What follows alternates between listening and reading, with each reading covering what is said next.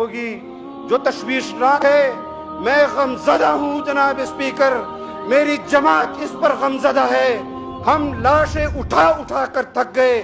ہم یہاں پر اس بات کا ذکر نہیں کرتے، اس کی بنیادی وجہ یہ ہے کہ ہماری جماعت ایک اسلامی پاکستان کی بات کرتی ہے۔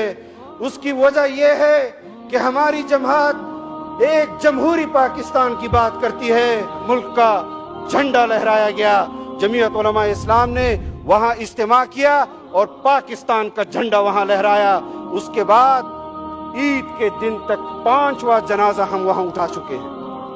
آپ ہمیں کہتے ہیں جمہوریت، انتخابی سیاست، میں جنازے اٹھاتا رہوں، میں اپنے رجال کار کو زمین کے سپرد امانتاً کرتا رہوں۔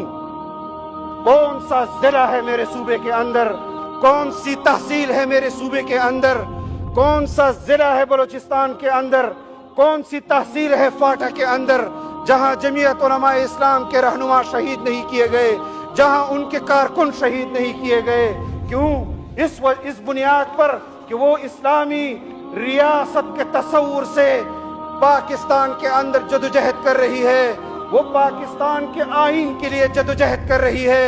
ہمیں اپنی شہادتوں پر مایوسی نہیں جناب اسپیکر، لیکن ہمیں اس ریاست کے طور پر اپنی ترجیحات کا تعین کرنا ہوگا۔